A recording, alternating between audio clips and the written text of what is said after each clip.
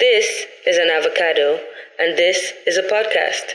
That makes this an avocado podcast. You are now listening to The Young God, a podcast for the gods. It's 3 a.m. in the morning, Tuesday, and I'm up, thinking about everything that's happening out there. As you know, there's a massive protest underway in the country. A huge protest, the likes of which we haven't seen in our country's history. A week ago, I would have had nothing but positive things to say about the EndSars movement. I had a whole poem written up and ready to recite to commemorate this historic week we just had.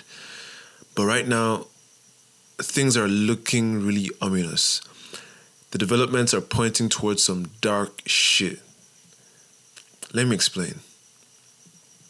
Like most people, I was impressed, pleased, inspired, and galvanized by how the young people of my country were able to come together.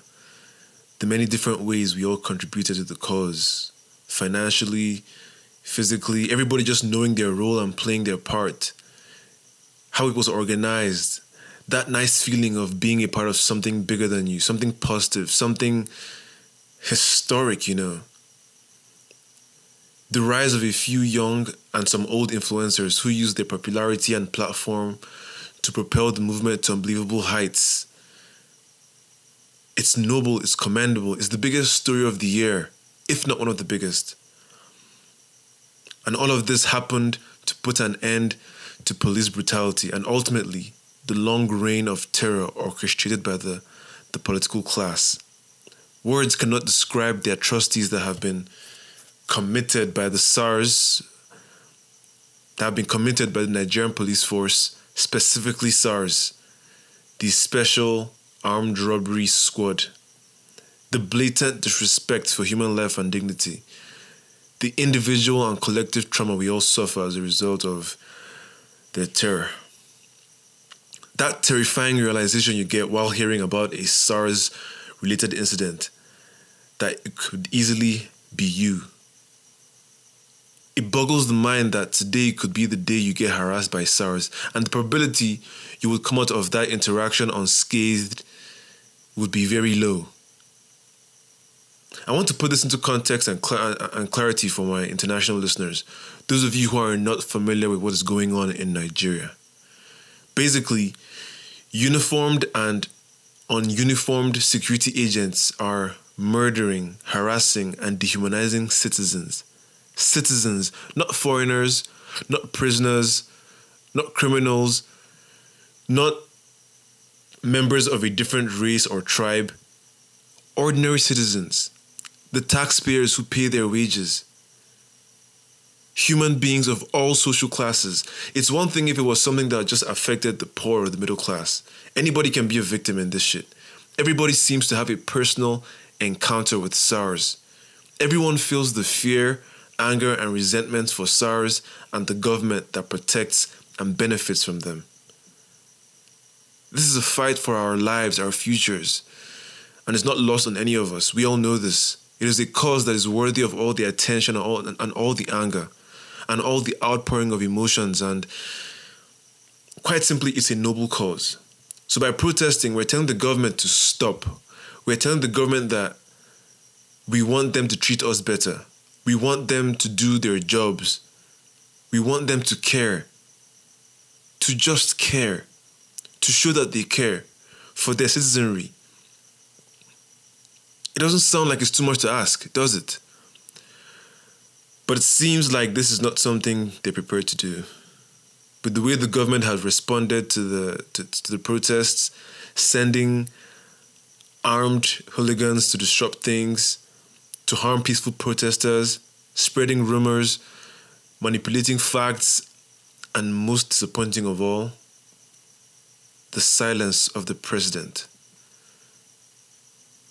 The micro and macro aggressions, the arrests, the tortures, the killings, the insults, all these factors let me know that this government is not going to go down without a fight. They simply benefit too much from the way things are. there is nothing in it for them. There is no incentive for them to give up all the power they have amassed over us over the last 40 years. If things should change, they stand to lose a lot. Their greed trumps their humanity. Think about it. If a senator earns 30 million naira a month, what incentive is there for him or her to change things, to listen to us? These guys are going to do everything within their power to maintain the status quo. The way they've responded to these protests should let us know what we're up against. I mean, we always knew it won't be an easy fight, but the difficulty level looks like it's on the hardest right now. As much as we try to be peaceful and maintain our moral high ground, it is clear that being a peaceful protester will not win us any points, any favors with these guys. They will do whatever it takes. They will do their worst to make sure that they instill fear and beat us down. Guys, my name is Rodney Amakacha, and I'm here to tell you that playtime is over. The past week was an incredible one for Nigerians worldwide, but shit is gonna get really real, and I don't know what we're made of. I mean, it's one thing to start a protest against the government. It's another thing to keep up that energy in spite of all the pushback and blatant disregard for the lives of the protesters and their needs. It's crazy.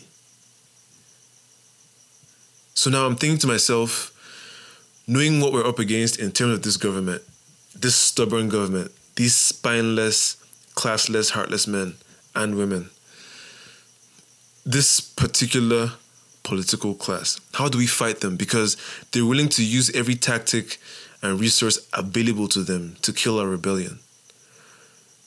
If we're going to win this, we got to think beyond protesting, man. We got to think bigger and higher. I'm talking strategy. We got to get the smartest people in the room to figure out how we can counter these guys and keep the pressure on, because I don't know, man. When you have your knee on the neck of a tiger, you can never afford to let up, because it will devour you the moment it gets the chance. That's how I feel about the situation, this government. And then I think of all the people who have come up during this period. Aisha Yusufu, FK, Kiki, Mochivius, Renu, the Feminist Coalition, Adetola, Mr. Macaroni and Co., and all they've done to get to this point, to get us to this point. As commendable as their achievements and efforts have been thus far, I don't know if they can deal when shit gets real. It's apparent that this is no longer child's play. Not that raising funds, organizing the protests, and taking care of the legal and medical woes of protesters is child's play, but we are going against a very powerful and ruthless government. And incompetent. Did I mention incompetent? Fucking incompetent. This is the big leagues now. FK and the Feminist Coalition and everyone who just got their blue ticks as a result of their contribution to the cause is responsible for the lives of everyone who's out there. And keep in mind that these guys are mostly young, inexperienced people when it comes to politics and freedom fighting. Mandela needed 27 years to figure this shit out. So these guys, these our leaders, quote unquote, are going against some hardened veterans and criminals. People without souls, without conscience. The pressure is on them now because the government has shown that they're not going to play fair. You think you can just organize a protest? You think you can just decide to upset the status quo without any pushback? You think you can organize a nationwide revolution against these powerful interests and just expect them to say, hey, yeah, take it. Just, yeah, you guys are absolutely right. Have all your demands. Take it all. Oh, no. We gave them pick 2 and they're giving us pick 10. They will attack peaceful protesters. They will attack our funds. They will attack the credibility and maybe the lives of these influencers. They will do whatever it takes to break this shit, to break this EndSars movement, to break everything it stands for. So it's all nice and good to celebrate these people and call FK our president, but maybe it's a bit premature to celebrate. if people die as a result of this, the guilt they will feel is nothing I can imagine. As leaders of this movement, they are responsible for everyone out there, whether they know it or not, whether they like it or not. Heavy is the head that wears the crown and has the blue tick. I really worry about them. I worry for them. I wonder how they deal. I hope they can deal. Not just the lives of the protesters, but their lives as well. Their lives may be in danger based on, the roles they're playing in this thing. They may be targets. They now have enemies in very high places. Enemies you don't need in your life, trust me. These guys, look, having the Nigerian government as an enemy is the equivalent of having the Italian mob or the Russian mafia or the Chinese triads as an enemy. These guys don't fuck around. This government is more ruthless than we know. So FK and co, their lives have changed, and in this generation where our mental health is fickle as fuck and our hearts are brittle as bone, I don't know if they can handle the pressure. I don't know what these people are made of. Before I put all my faith and trust in them, I need to know that. And we can't expect. Are we in a position to expect anything from them? They're volunteering. They're giving us their time and their energy. But man, the stakes are high, and I worry about FK particularly. Before now, she was just a smart-talking, happy-go-lucky influencer with a podcast. Today, she's leading a fight against the most oppressive regime in the world. Hollywood needs to do a movie about this. You can't write this shit. 2020 is on some EB things, man. And I bet she's doing the best she can. I have no doubt about that. But, people are looking up to her and the rest of them for leadership. People are looking up to these guys for a way forward. Then there's the issue of the money involved. Do you know how much money has been raised and pumped into these protests, into this movement? I don't know, but this might be their first time handling this kind of cash inflow, this level of, I saw the numbers the other day, I'm like, God damn, so much cash in such a short time. It can blow anyone's mind. And they are accountable for every cent. People are donating their hard-earned money daily, and they have to make sure it goes to the right places. And it's all on faith because they don't have any real means of verifying if it's being utilized properly on the ground. The Feminist Coalition and co are accountable for every life that has been affected, been lost, every injury, every dollar, every arrest, every loss of property. It's the human thing to do, to be accountable for these things. And they've done a good job so far. But reason this. Think about this, right? When those thugs vandalized those cars during the protest at Berger Roundabout in Abuja, the damage was mostly smashed windows and windshields, broken side mirrors and slashed tires.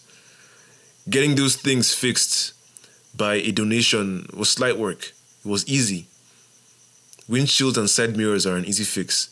But then just yesterday actually, the agitators stepped it up. The government not only attacked the protesters, they set their cars, they set their vehicles on fire. I saw the videos, man. It was a hell of a blaze. Should we now expect the Feminist Coalition to replace each car? Is it sustainable to keep repairing every damage or loss sustained in this fight? I don't know. But it's something to think about. The government is going to keep raising the stakes to a point where we might not be able to keep up. There's word of the military joining the party, and that has got me nervous as hell, because what the fuck? It's the military. The military operate by a different set of rules, man. These guys are gidigba. They don't play.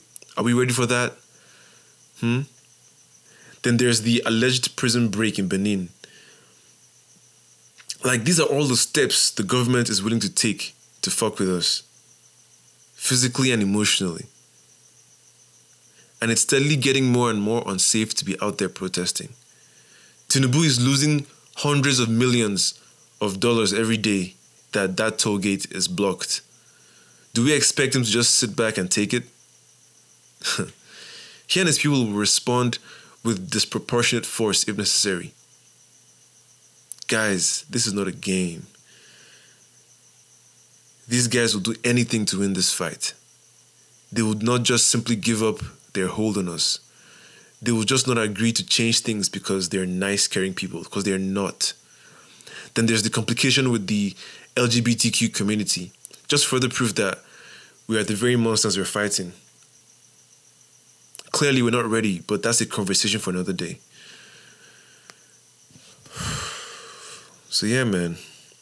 I'm just saying all of this so that we understand that things will get worse before it gets better. Or things will get worse and worse and worse. Who the hell knows? We gotta think this through. Each and every one of us. I go on Twitter and it's all just noise at this point.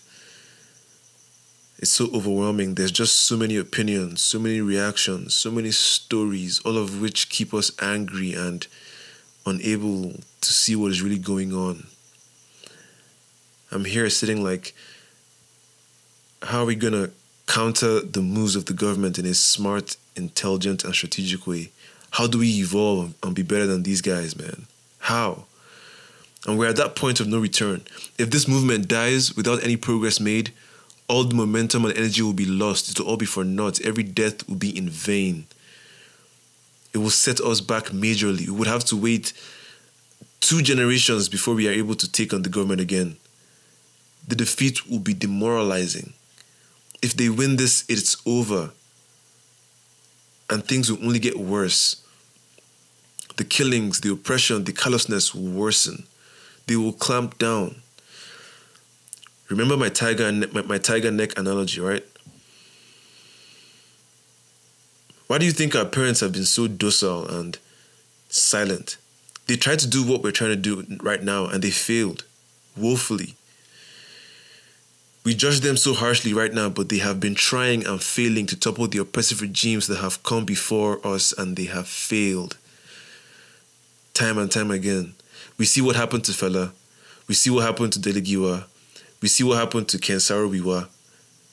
Biafra. I could go on. People have died on this hill countless times. These tyrants put the fear of God in our parents so much so that they were unable to do anything substantial all these years. All they can do is talk and complain. But they never ever, they just could never get themselves together to actually oppose these guys. We think that they're just silent because they're weak, but they tried and they failed, and it knocked the wind out of that generation, man. They are a broken and traumatized generation, believe me, and they raised us with that same fearful, docile attitude. Talk about a generational curse.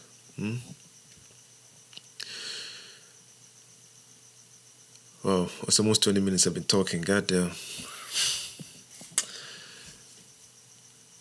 And here we are trying our turn. If we fail, it's back to the fear and oppression. Such defeats are too bad to recover from.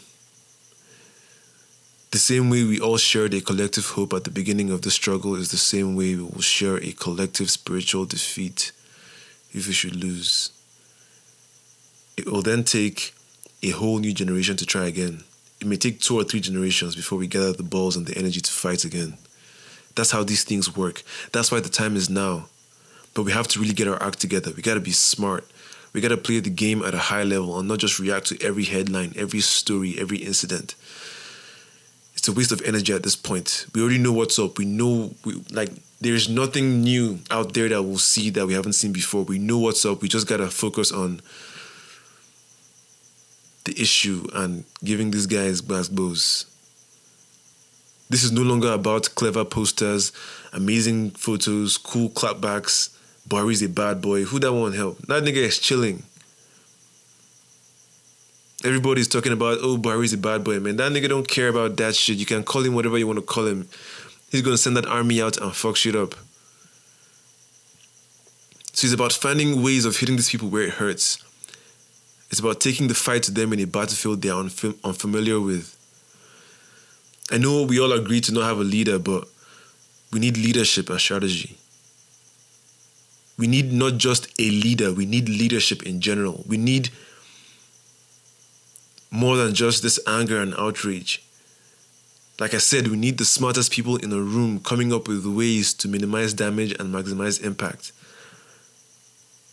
We need one of these influencers that we've propped up to step up in a real way and talk to the people, to talk to us in a way that stirs hearts and minds and gets us all to do the right thing, renew our trust and love for each other, and understand the gravity of what we're up against.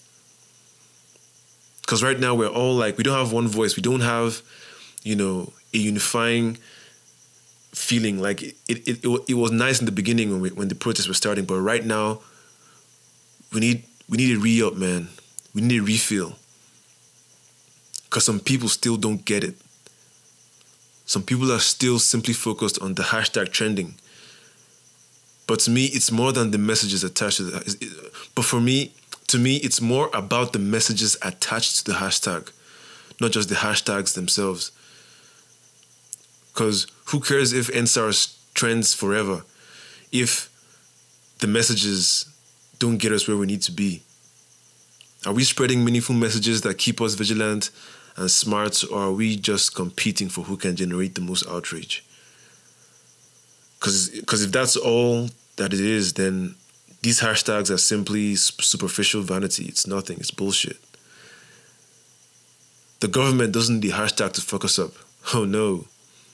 These powers that be do not need to trend to impact us. They are unmoved by our noise making. We gotta figure out another way to keep the movement going behind the scenes, not just in the streets. We need leadership, guys. We need these influencers to use their influence to get everybody to do the right thing. Talk to us in the way we expect Buhari to talk to us. If not, we will divide, we will splinter, we will fall apart before things even begin. We will fold, and the movement will wither and die. And that's 600 years of oppression, guys. God help us. Because I don't see anybody with that kind of energy, charisma, or initiative. Nobody wants to step up. Nobody wants to step up for fear of getting beat down. Not just by the enemy, but by the movement itself. Nobody wants to seem like they're hijacking the thing and making it about them, or, trying to be the face of the leader. Everyone's just being so cautious and politically correct and just staying their lane.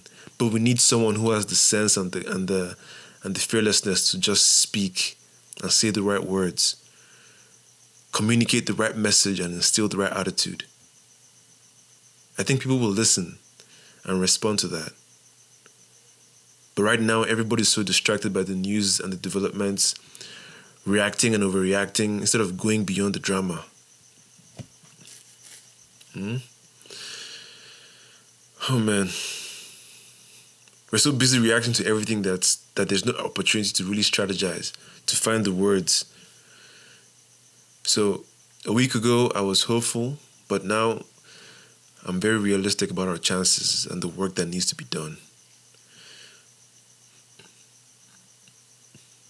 I'm sorry if this isn't a glowing, optimistic assessment of everything that's going on. I wish I could tell you that things will work out, but I'm not so sure right now.